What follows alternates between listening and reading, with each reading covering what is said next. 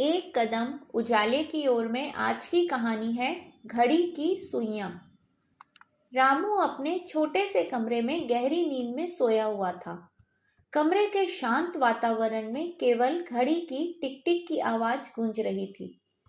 Table पर रखी घड़ी की बड़ी सुई जैसे ही छोटी सुई से आकर मिली, उसने पूछा, अरे कैसी हो छोटी सुई?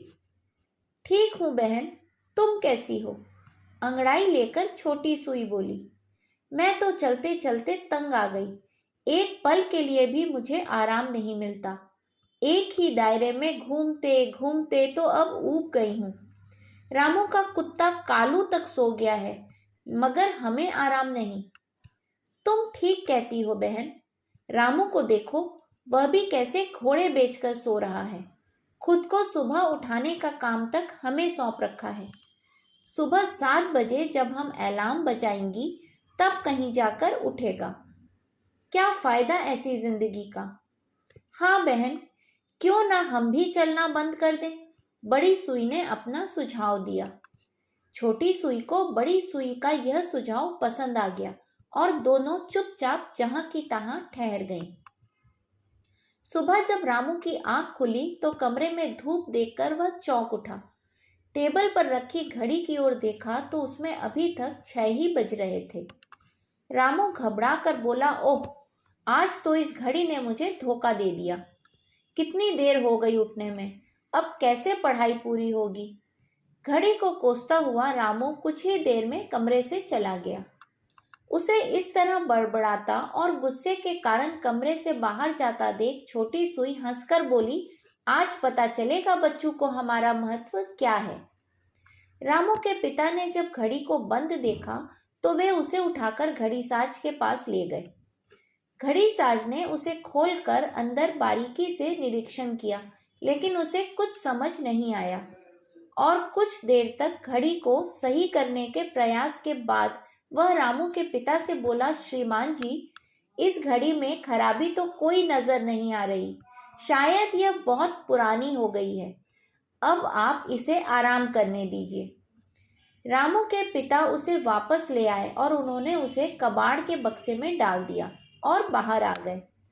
बक्से में अन्य टूटी फूटी वस्तुएं भी पड़ी थीं। बक्से में अन्य कबाड़ के साथ खुद को देख छोटी सुई घबरा गई। वह बोली, बहन, यह हम कहाँ आ गए हैं? यहाँ तो बहुत अंधेरा है। अरे मेरा तो दम ही घुट रहा है, बड़ी सुई कराहते हुए बोली। ये किस कैद खाने में बंद हो गए हम? कोई हमें खुली हवा में ले जाए। कितनी गंदगी है यहाँ पर। किंतु उनकी बात को सुनने वाला कोई नहीं था। अब दोनों को वह समय याद आ रहा था जब वे रामू के खुले हवादार कमरे में टेबल पर बिछे मेज पोश के ऊपर शान से इतराया करती थी। पास ही गुलदस्ते में ताजे फूल सजे हुए होते थे। चलते रहने के कारण उनके शरीर में चुस्ती फुर्ती बनी रहा करती थी।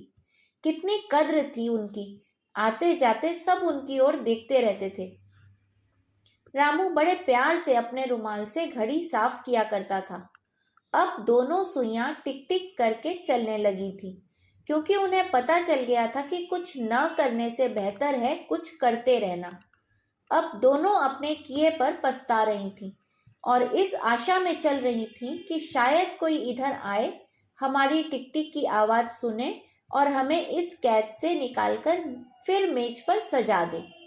अब वे समझ चुकी थीं कि निकम्मों और आलसियों की दुनिया में कोई कदर नहीं। चलना ही जिंदगी है, यानी जब तक आप क्रियाशील हैं तभी तक आपकी उपयोगिता बनी हुई है।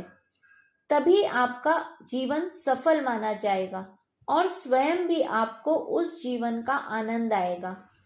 जिस प्रकार घड़ी की सुइयां बंद हो गईं, तो उनके मालिक ने उन्हें व्यर्थ समझकर कबाड़ के बॉक्स में डाल दिया और फिर वे अपनी करनी पर कितनी पछताईं। अतः किसी को भी अपने जीवन को स्थिर नहीं रखना चाहिए।